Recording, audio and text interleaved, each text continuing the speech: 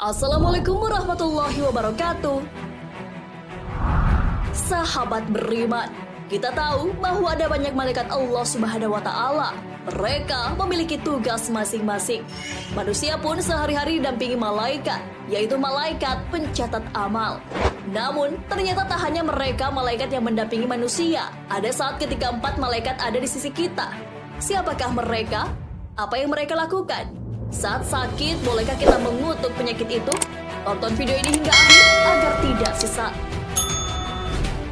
Kapankah 4 malaikat itu akan datang?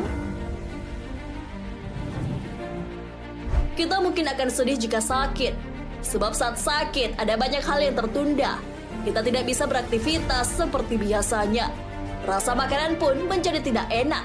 Namun, ternyata sakit yang kita derita bisa menjadi penghapus dosa walaupun itu hanya demam. Hal ini sesuai hadis. Penyakit panas itu menjaga tiap mukmin dari neraka. Dan panas semalam cukup dapat menebus dosa setahun. Hadis riwayat Al-Qadai. Saat sakit, juga akan diperintahkan seorang malaikat untuk mencatat amal kebaikan si sakit. Hal ini sesuai sabda Nabi Muhammad SAW. Apabila seorang hamba yang beriman menderita sakit, maka Allah memerintahkan kepada para malaikat agar menulis perbuatan yang terbaik yang dikerjakan hamba mukmin itu pada saat sehat dan pada saat waktu senangnya. Hadis riwayat Abu Imamah Al-Bahili. Apa yang dilakukan oleh malaikat-malaikat itu? Saat sakit, ada beberapa malaikat yang diutus oleh Allah Subhanahu wa Ta'ala untuk mendatangi kita. Apa yang mereka lakukan? Dalam Al-Mawaiz Al-Usfuriyah, karya Syekh Muhammad bin Abu Bakar, apabila seorang hamba mukmin sakit, maka Allah mengutus 4 malaikat untuk datang padanya. Allah memerintahkan malaikat pertama untuk mengambil kekuatannya sehingga menjadi lemah. Malaikat kedua untuk mengambil rasa lezatnya makanan dari mulutnya. Malaikat ketiga untuk mengambil cahaya terang di wajahnya sehingga berubahlah wajah si sakit menjadi pucat pasi. Malaikat keempat untuk mengambil semua dosanya, maka berubahlah si sakit menjadi suci dari dosa. Ketika hambanya sudah sembuh, Allah Subhanahu wa Ta'ala memerintahkan kepada malaikat pertama, kedua, dan ketiga untuk mengembalikan yang diambil mereka, yaitu kekuatan, rasa lezat, dan cahaya di wajah kepada hambanya. Namun untuk malaikat keempat itu tidak diperintahkan seperti itu. Malaikat itu pun mempertanyakan hal itu. Ya Allah, mengapa dosa-dosa ini tidak Engkau kembalikan? Kemudian Allah Subhanahu wa Ta'ala menjawab, tidak baik bagi kemuliaanku jika aku mengembalikan dosa-dosanya setelah aku menyulitkan keadaan dirinya ketika sakit. Pergilah dan buanglah dosa-dosa tersebut ke dalam laut.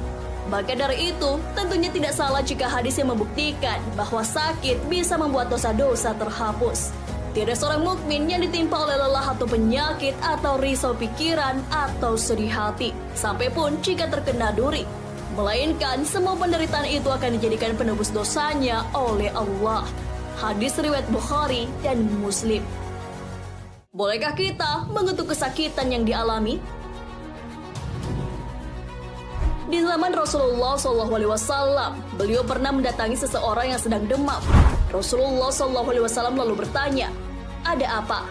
Lalu dia menjawab, saya demam tinggi, semoga Allah mengutuknya. Kemudian Rasulullah bersabda, jangan mengutuk demam, karena sesungguhnya itu mengampuni dosa seperti tungku membersihkan kotoran pada besi. Hadis riwayat Muslim. Dihapuskannya dosa juga bukan hanya dari sakit yang kita alami.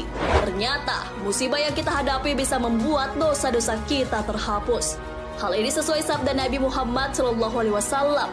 Bahkan jika duri menusuk salah satu dari Anda, itu akan menebus sebagian dari dosa Anda.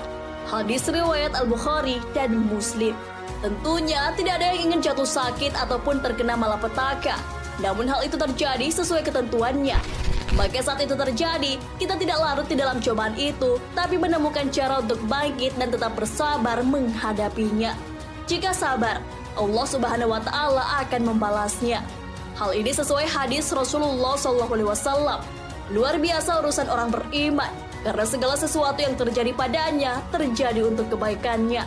Jika sesuatu yang baik terjadi dan dia bahagia, dia bersyukur kepada Allah, dan itu baik untuknya. Dan jika sesuatu yang buruk terjadi, maka dia bersabar, dan Allah membalasnya atas kesabaran itu. Hadis riwayat Bukhari dan Muslim. Wallahu a'lam bishawab. Wassalamualaikum warahmatullahi wabarakatuh.